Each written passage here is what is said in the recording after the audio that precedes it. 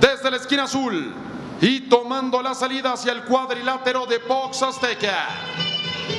Sí, con 25 años de edad, 1,62 m de estatura, boxeador de guardia derecha y con un peso de 57 kilogramos. Un hombre que ha ido al lejano oriente y ha regresado victorioso de Filipinas y Japón. Sí, con un récord profesional de 13 victorias, 6 de ellas por nocaut, 13 derrotas y un empate.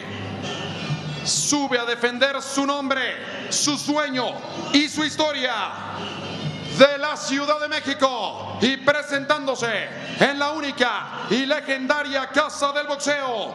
Recibamos, demos la bienvenida a Uriel el Yuca López.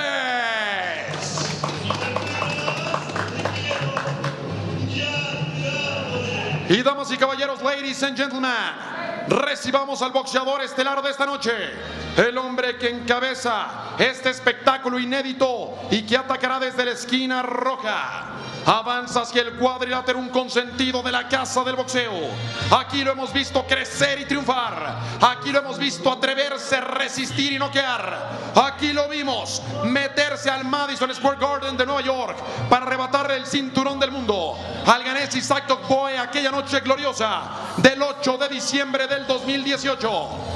Sí, México ha sido aquí donde hemos celebrado sus 5 defensas exitosas del título mundial en un lapso de tan solo 9 meses. Presente y futuro del boxeo nacional, heredero de los grandiosos super gallos de México, hoy peleando en la categoría de los pesos pluma, con 25 años de edad y menos de 57 kilogramos, con 1,70 m de estatura y un récord profesional de 31 victorias, 27 knockouts y solo una derrota. 8 años sin perder, nunca ha sido noqueado. Sí, México regresa al cuadrilátero de la Casa del Boxeo, el orgullo de San Juan, Citlaltepec, Estado de México. Demos la bienvenida, recibamos al explosivo, al temible, al fulminante monarca de los pesos super gallo del planeta, el campeón mundial mexicano. Él es Emanuel el Vaquero Navarrete.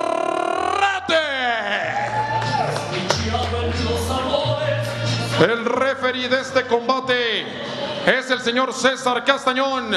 Señores, aprieten los puños, que Dios los acompañe, porque son ustedes quienes escriben una nueva página en la historia de la Casa del Boxeo.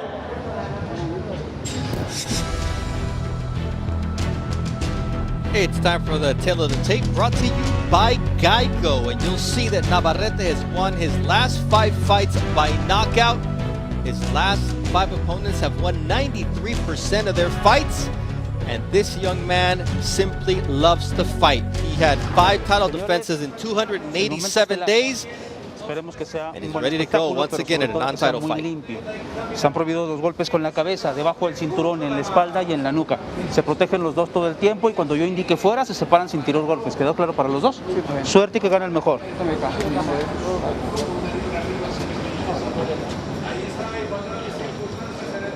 What do we expect, Andre?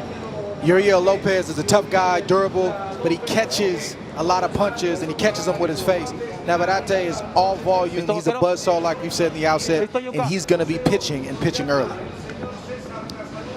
I'm just going to say this. Look for a body shot or an uppercut to land on Lopez.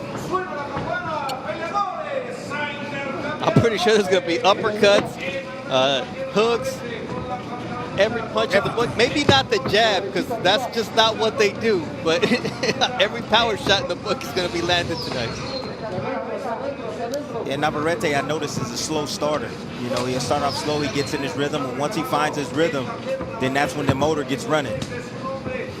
So it might take him a few rounds to warm up. Navarrete will paw with the jab. He'll put a jab out. He won't use it consistently, but that's actually a range finder for him, and sometimes he'll put the jab out and hold it out on his opponent and hold them in one place, and he'll start to rip shots from there. you know what? I'm going to take that back about Lopez, because when he lost to Geo Santissima, who was stopped by Emanuel Navarrete in his last fight, he unleashed 1,345 punches over 12 rounds, and he threw 715 jabs, and that's second only to Mataputa's 757 in 2010 in that weight class. So I'm going to take that back about Lopez. He might throw the jab tonight, but still, man, every time he puts it out there, Navarrete is going to have something coming back. You know, and that's the activity at the elite level. You know, when a fighter throws something, expect something back. You know, I remember when I was fighting a lot of the time, and I got in the ring with like Marquez and Pacquiao. Every time I would do something, every time I would make a move, they would always make a move right back. They would always counter the play.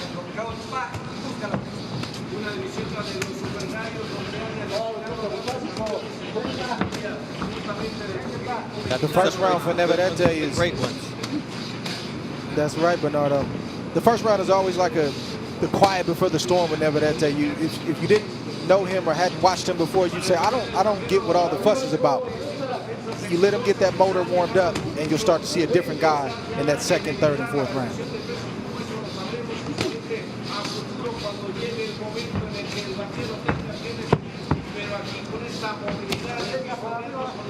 Uriel Lopez trying to establish himself early on here against Navarrete, trying to earn a little bit of respect from the 122-pound champion. Both fighters are actually natural junior featherweights who have stepped up to fight at 126 due to the pandemic weight. And guys, Navarrete had a ton of trouble making 122 when he fought on the Wilder Fury undercard, and we all thought that might be his last time there.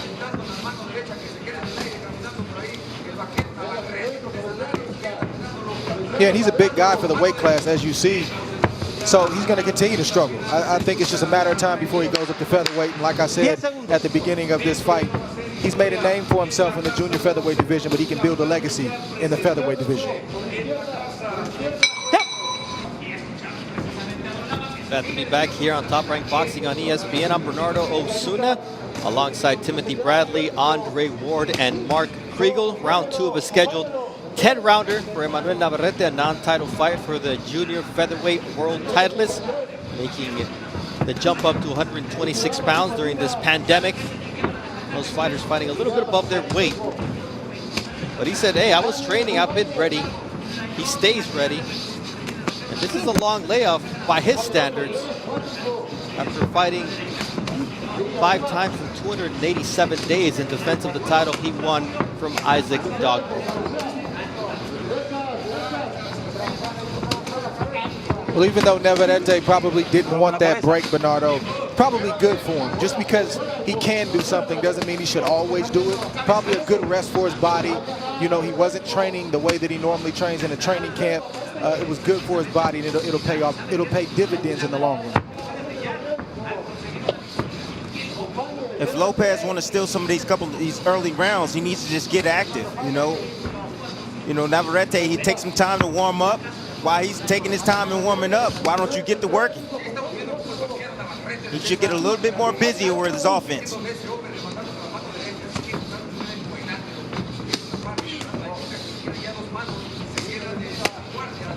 Lopez trying to get inside the body of Emanuel Navarrete, but it's a huge advantage in reach for Emanuel Navarrete. 8-inch reach advantage, 72 inches compared to 64 for Uriel Lopez. So it's like a T-Rex going in there against Navarrete.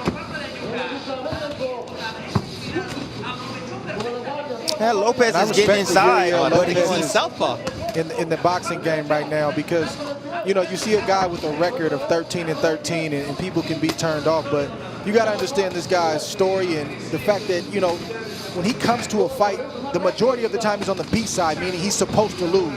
And he stands in there, he gives you everything he has. He's tough, he won't lay down. And I just respect guys like this because they don't get the credit. They get a lot of, you know, frowned eyes. And I just know that, you know, boxing at the highest level is very difficult. So I couldn't imagine being at his level.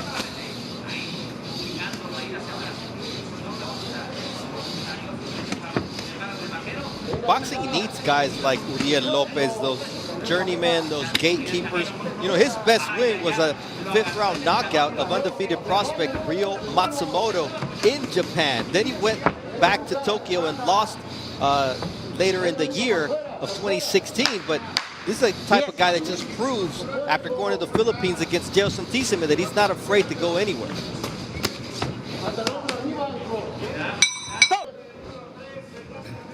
It's been 7 years, 11 months since Emanuel Navarrete's only loss on a 26-fight win streak. Mark, he just loves to fight. Against who, it doesn't matter.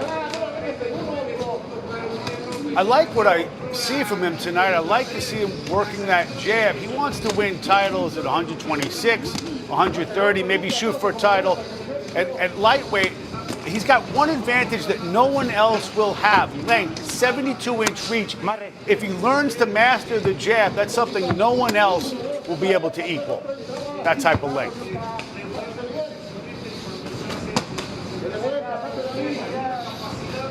Seems like now Navarrete starting to find his rhythm. He's landing a little bit more and more on Lopez with his combinations. Take a look at that referee cam.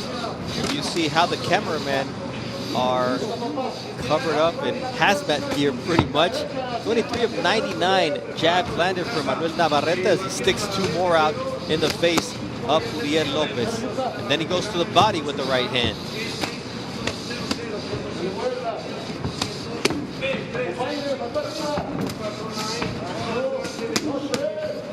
See very different body types from these two guys. Both are natural 122-pounders.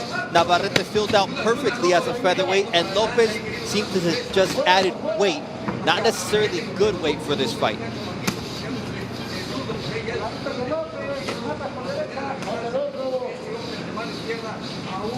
What a stick Navarrete there on the jab in the southpaw stance.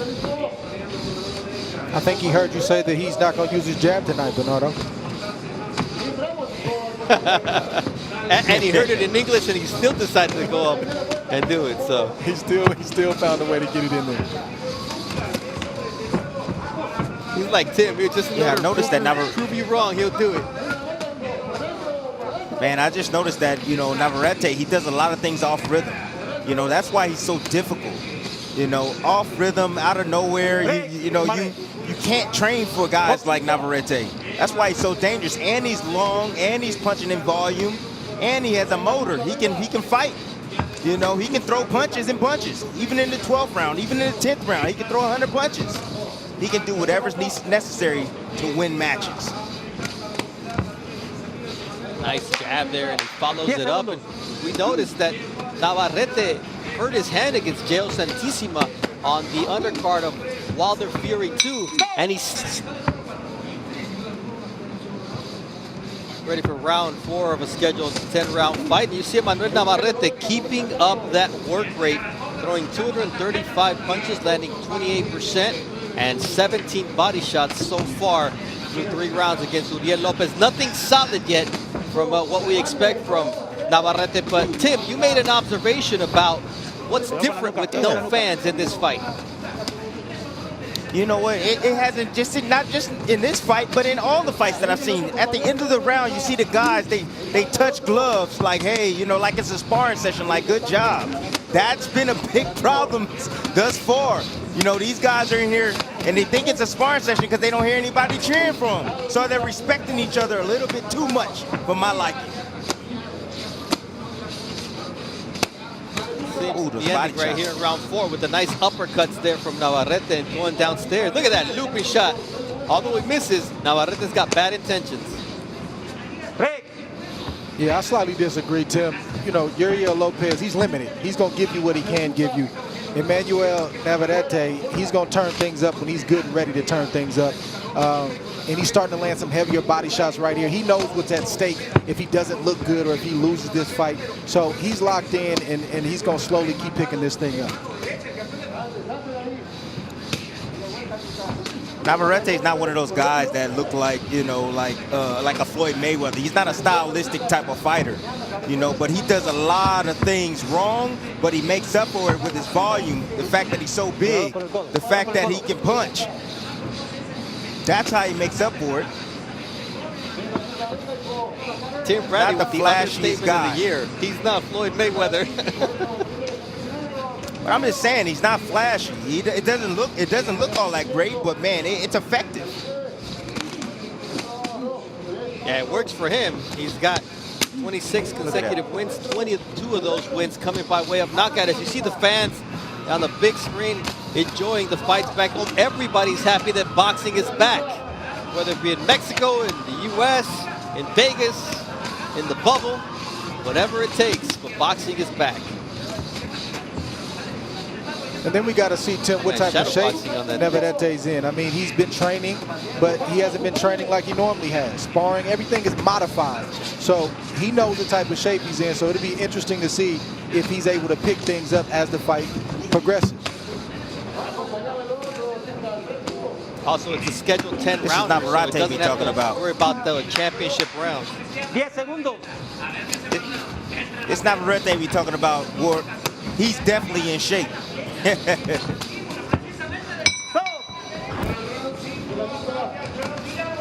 Top Rank Boxing on ESPN. Back from Mexico City for world champion Emanuel Navarrete.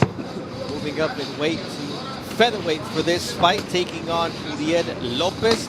And Emanuel Navarrete being a lot more patient than we're used to here in his return to boxing after a full layoff of 196 days, which is a long time for him.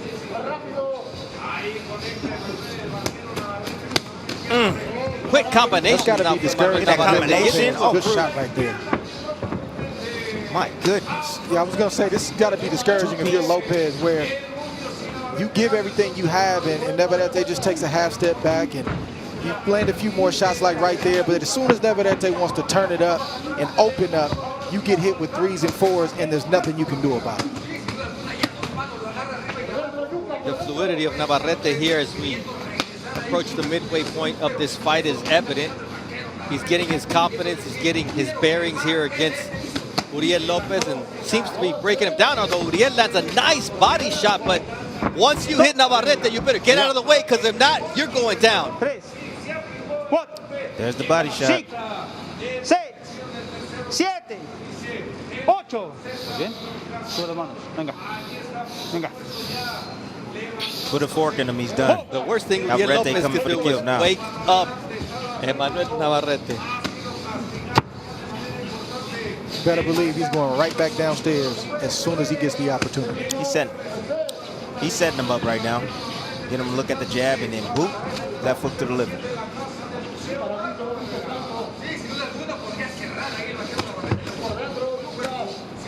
Left hook to the head, setting it up, quick flurries. This is a Navarrete we're used to. Just quick shots in succession, finding the face and the body of Uriel Lopez, who's already been down here in round 5 to a body shot. This is a cold strategy that Navarrete is employing right now. See, he just had success with the body shot, and he hasn't gone back down to the body, but I guarantee you he will as soon as he sees it open. He's trying to lull Lopez to sleep, make him forget about the fact that he has a body for just a split second, and then all of a sudden he'll go back down there when it's feasible.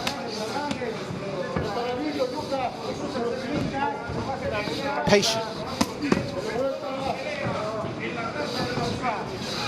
I see 2 things from Navarrete: patience and wrinkles to his game here, and his evolution as a fighter. He doesn't want to just be that come forward buzzsaw, although that's what we all love to see. And that's the last thing that Lopez wants to see here as round 5 comes to an end with Navarrete starting to take serious control of this.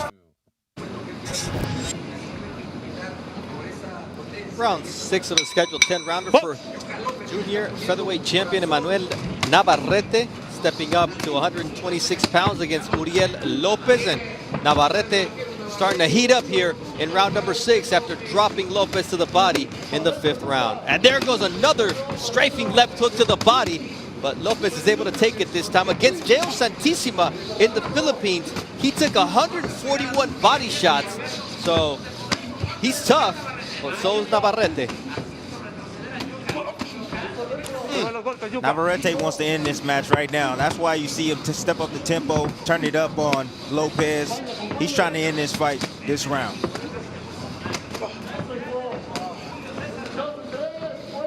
He hurt him with that body shot. Yep, vicious shots to the body from Navarrete. You can see Lopez now breathing through the mouth. and just taking shot after shot. The referee takes a close look at him. Oh, He's done. this is the Navarrete buzzsaw that we done. were used to. Yeah,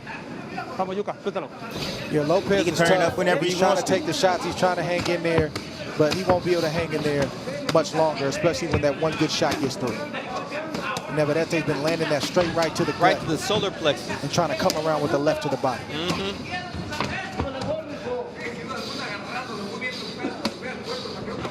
I was trying to be fancier about it, Dre, but you said it, to the gut. Right on the Kenya, right there. Boom, right above that. And here comes the flurry. goodness. And Lopez is in trouble once again. Referee Navarrete putting in work here action. in the 6th round.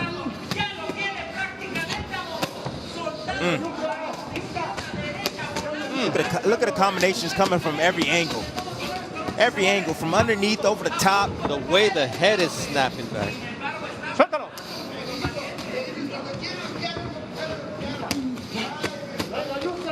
Downstairs, upstairs, the efficiency and the ruthlessness of Emanuel Navarrete at its finest here in the 6th round. No touching gloves here, Tim. Stop. Still shot There he to the goes, shoulder. down left hook once to the again. body. 3, 4, 5, 6, 7, 8. Fight's it. over. Go. The fight is over. Emanuel Navarrete gets the knockout win in the 6th round. 6th straight knockout win for Emanuel Navarrete, who now has 27-fight win streak extended, 23 knockouts from the junior featherweight champion, who says, hey, everybody at 126, you're on notice. The body shots are there, the length is there, the power is there. Can't wait to see him at featherweight. We'll return with the official time next. Well, this is vintage Navarrete, just placing his shots. Beautiful shot right there to the gut, to the solar plex. That was the setup shot. He didn't throw that by accident. He wasted a shot right there, wasted a shot to the head and said, oh, that's the shot that I want. And down goes Lopez. Listen, when it looks this easy, it just means you're on another level. Navarrete is not fighting at his full potential, ladies and gentlemen. He's placing his punches here while Lopez is on the ropes. Nice, perfectly placed left hook down to the body. And a power punch is what ended this fight. Navarrete, in just 7 rounds, landed 150 power shots against Uriel Lopez, and he threw 571 punches. That's 190 landed with 45 body shots, including 2 that dropped him. So let's take a listen to the official particulars of how long it took Navarrete to get this expected win. Damas y caballeros, ladies and gentlemen, tenemos el resultado oficial aquí en la Casa del Boxeo. El ganador por nocaut técnico a los 2 minutos y 22 segundos del 6º round. Sí, el hombre que alcanza su victoria 32 en su carrera profesional. Su knockout número 28. El oriundo de San Juan Citlaltepec, Estado de México. Sí, el campeón mundial mexicano, Emanuel el Vaquero Navarrete. So the Cowboy rides one.